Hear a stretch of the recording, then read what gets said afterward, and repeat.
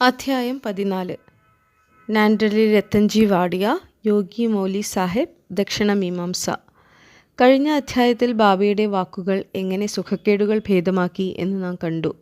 ഈ അധ്യായത്തിൽ എങ്ങനെ ബാബ അനുഗ്രഹിച്ച് രത്തൻജി വാഡിക്ക് സന്താനമുണ്ടായെന്ന് വിവരിക്കാം. ഋഷിമാരുടെ ജീവിതത്തിൻ്റെ അകവും പുറവും മധുരമാണ്. സായിബാബയുടെ വിവിധ ലീലകളും ഭക്ഷണം കഴിക്കലും നടത്തവും സംസാരവും എല്ലാം മധുരമാണ്. ആ ജീവിതം തന്നെ ആനന്ദമൂർത്തീകരിച്ചതാണ്. അത് ഭക്തന്മാരുടെ സ്മരണോപാധിയായി അദ്ദേഹം മാറ്റി. അദ്ദേഹം അവർക്ക് പലതരം ചുമതലകളുടെയും പ്രവർത്തനത്തിൻ്റെയും കഥകൾ പറഞ്ഞുകൊടുത്ത് അവരെ യഥാർത്ഥ മതവിശ്വാസികളാക്കി തീർത്തു. അദ്ദേഹത്തിൻ്റെ ഉദ്ദേശം മനുഷ്യൻ സുഖമായി ഈ ലോകത്തിൽ ജീവിക്കുകയും അതേസമയം തന്നെ ആധ്യാത്മിക പുരോഗതി നേടി ആത്മജ്ഞാനം സമ്പാദിക്കുകയും വേണമെന്നായിരുന്നു. മനുഷ്യ ശരീരം പൂർവജന്മ സുകൃതം കൊണ്ട് കിട്ടിയതാണ്. അതുപയോഗിച്ച് മോക്ഷം നേടണം. അതുകൊണ്ടൊരിക്കലും മടി കാണിക്കാതെ സദാ ജാഗരൂകരായിരിക്കണം. നിങ്ങൾ നിത്യവും സായി ലീലകൾ കേട്ടാൽ സദാ അദ്ദേഹത്തെ കാണാറാവും. രാപ്പകൽ അദ്ദേഹത്തെ മനസ്സിൽ ധ്യാനിക്കും. ഇങ്ങനെ സാധന ചെയ്താൽ മനസ്സ് സായിമയമായി പരിശുദ്ധ ബോധവാന്മാരായിത്തീരും. നാൻഡഡിലെ രത്തൻജി. ഈ അധ്യായത്തിലെ പ്രധാന കഥയിലേക്ക് കടക്കാം. നൈസാമിലെ നാൻഡഡിൽ ഒരു മിൽ കോൺട്രാക്ടറായി രത്തൻജി വാഡിയ എന്നു പേരായൊരു പാർസിയുണ്ടായിരുന്നു. അയാൾക്ക് കണ്ടമാനം ധനവും ഭൂസ്വത്തുക്കളും ഉണ്ടായിരുന്നു. വാഹനങ്ങളും കുതിരകളും മറ്റ് സകലവിധ സൗകര്യങ്ങളും ഉണ്ടായിരുന്നു.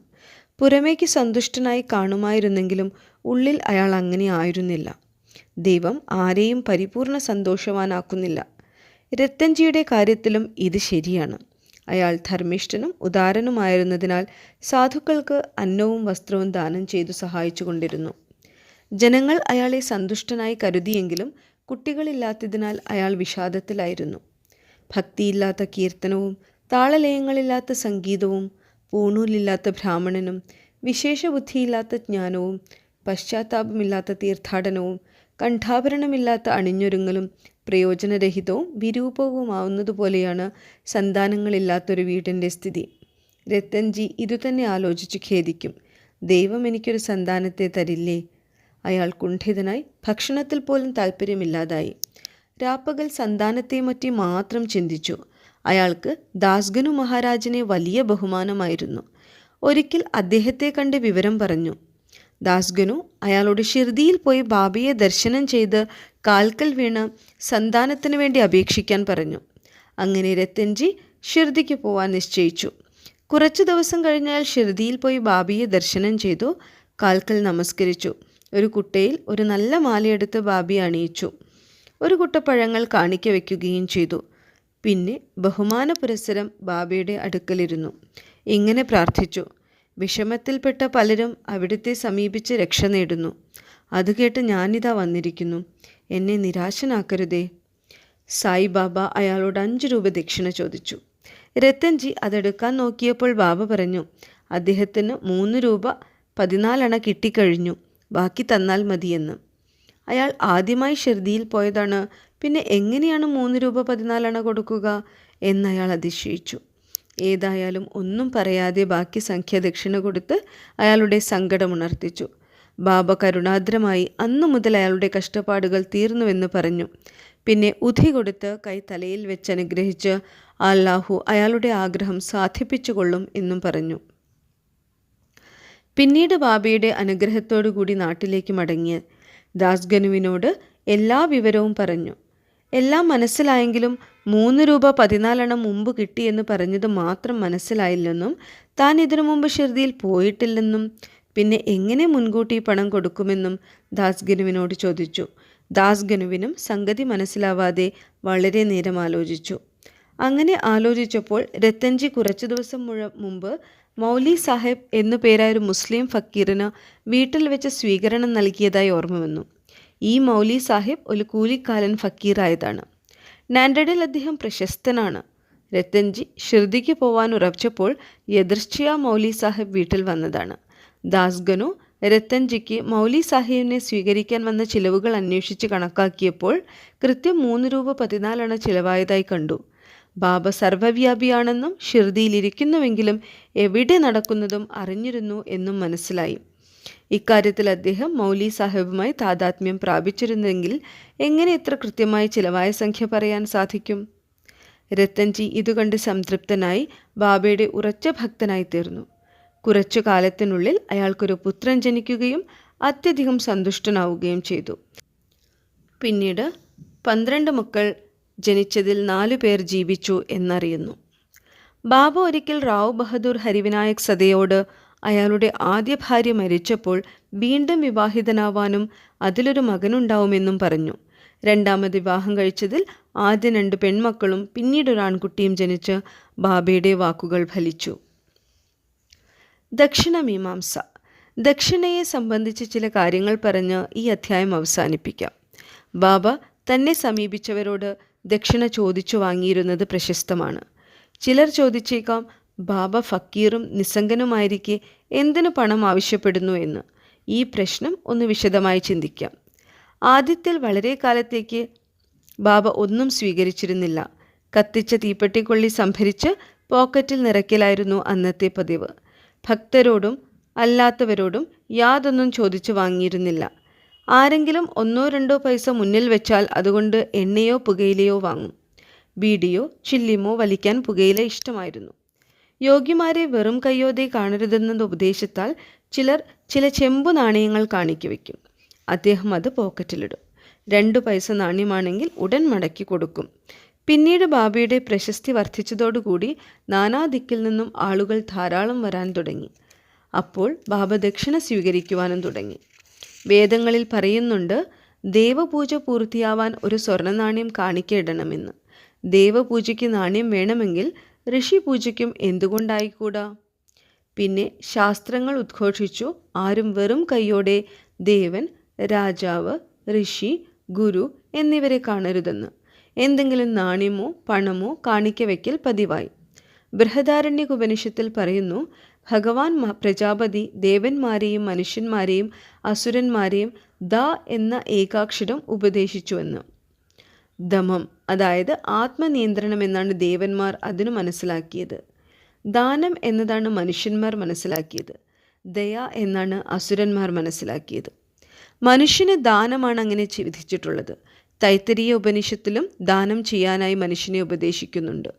ദാനത്തെപ്പറ്റി പറയുന്നത് ഇങ്ങനെയാണ്: വിശ്വാസത്തോടു കൂടിയോ അല്ലാതെയോ ദാനം ചെയ്യുക. വിനയത്തോടു കൂടിയും കരുണയോടും കൂടിയും ദാനം ചെയ്യുക. ഭക്തന്മാരെ ദാനത്തെപ്പറ്റി മനസ്സിലാക്കാനും പണത്തോടുള്ള ആസക്തി ഉപേക്ഷിക്കാനുമാണ് ബാബ ദക്ഷിണ വാങ്ങിയിരുന്നത്. അനുഭവം. പക്ഷേ ഒരു പ്രത്യേകതയുള്ളത്, ബാബ വാങ്ങുന്നതിൻ്റെ 100 ഇരട്ടി അനുഭവം അദ്ദേഹം ഭക്തന് കൊടുക്കുന്നുവെന്നാണ്. പല കാര്യത്തിലും അങ്ങനെ സംഭവിച്ചിട്ടുണ്ട്. ഉദാഹരണമായി പ്രശസ്ത നടനായ ഗണപതിറാവു ബോഡാസ് പറയുകയാണ്, ബാബ കൂടെ കൂടെ ദക്ഷിണ ചോദിച്ച് അയാളുടെ പണസഞ്ചി തന്നെ ബാബയുടെ മുന്നിൽ കൊട്ടേണ്ടി വന്നുവെന്ന്. അതിൻ്റെ ഫലമായി ബോഡാസ് പറയുന്നു, പിന്നീട് പണം താനേ വന്നുകൊണ്ടിരുന്നുവെന്നും ഒരിക്കലും ക്ഷാമം നേരിട്ടിട്ടില്ലെന്നും. ദക്ഷിണയ്ക്ക് മറ്റൊരു 2ാം സൂചനയും കൂടിയുണ്ട്. അതിൽ ബാബ പണം ഉദ്ദേശിക്കുന്നില്ല. ഉദാഹരണമായി ബാബ പ്രൊഫസർ ജി നാർക്കിയോട് 15 രൂപ ദക്ഷിണ ചോദിച്ചു. അയാളുടെ കയ്യിൽ ഒരു പൈസ പോലും ഇല്ലെന്ന് പറഞ്ഞു. ബാബ പറഞ്ഞു, നിന്റെ കയ്യിൽ പണമില്ലെന്നറിയാം, നീ യോഗാവശിഷ്ടം വായിക്കുന്നില്ലേ, അതിൽ നിന്ന് ദക്ഷിണ തന്നാൽ മതി. ഇതിൽ ദക്ഷിണ കൊണ്ട് ഉദ്ദേശിച്ചത് പുസ്തകത്തിൽ നിന്ന് തത്വം മനസ്സിലാക്കി ഹൃദയത്തിലുള്ള ബാബയോടുകൂടി ചേർക്കാനാണ്. 2ാമത്തെ സംഭവത്തിൽ ബാബ മിസ്സിസ് താർക്കിഡിനോട് 6 രൂപ ദക്ഷിണ ചോദിച്ചു. അവരുടെ കയ്യിൽ ഒന്നുമില്ലാത്തതിനാൽ അവർ വ്യസനിച്ചു. അവരുടെ ഭർത്താവ് അതിനർത്ഥം പറഞ്ഞു കൊടുത്തു. അത് കാമ, ക്രോധ, ലോഭ, മോഹ, മത മത്സരങ്ങളാണെന്ന്. അവ ബാബയിൽ സമർപ്പിക്കാനാണ് ആവശ്യപ്പെട്ടത്. ബാബ അത് ശരിവയ്ക്കുകയും ചെയ്തു. വലിയൊരു തുക ദക്ഷിണയായി ബാബ എന്നും വാങ്ങിയിരുന്നെങ്കിലും അത് അന്ന് തന്നെ വിതരണം ചെയ്തു തീർക്കും. പിറ്റേന്ന് വീണ്ടും നിർധനനായ ഫക്കീറു തന്നെ.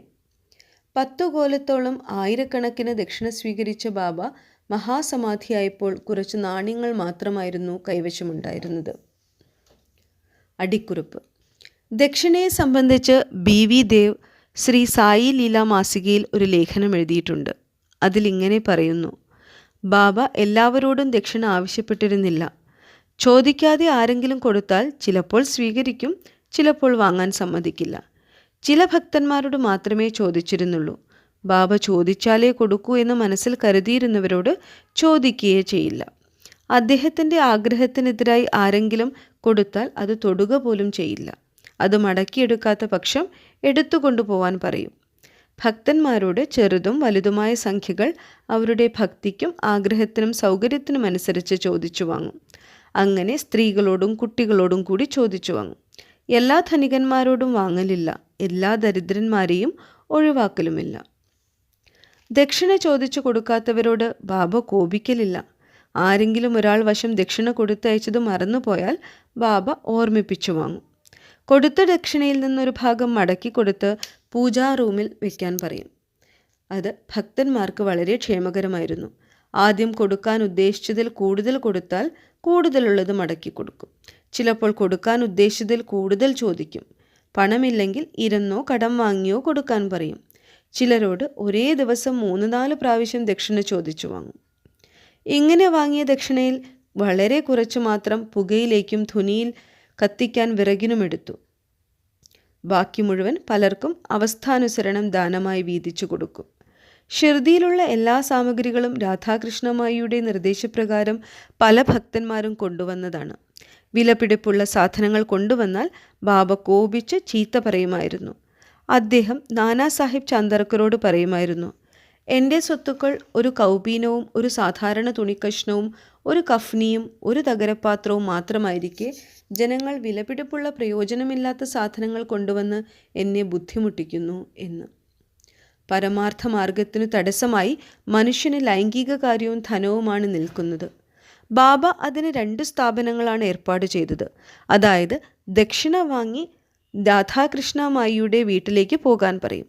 ഈ 2 പരീക്ഷണങ്ങൾ വിജയപ്രദമായി നേരിട്ടാൽ അവർ ആധ്യാത്മികമായി ബാബയുടെ അനുഗ്രഹം കൊണ്ട് വളർന്നു വന്നുകൊണ്ടേയിരിക്കും. മിസ്റ്റർ ദേവ് ഗീതയിൽ നിന്നും ഉപനിഷത്തുകളിൽ നിന്നും ഉദ്ധരിച്ച് പുണ്യസ്ഥലത്ത് പുണ്യാത്മാക്കൾക്ക് ദാനം ചെയ്താൽ ദാതാവിന് വലിയ തോതിൽ ക്ഷേമകരമാണെന്ന് കാണിക്കുന്നു. ഷിർദിയിൽ കൂടുതലായ പുണ്യസ്ഥലം ഏത്? സായിബാബയിൽ വലിയ പുണ്യാത്മാവേത്? ശ്രീ സായിയെ നമിക്കുവിൻ. ലോകശാന്തി ഭവിക്കട്ടെ.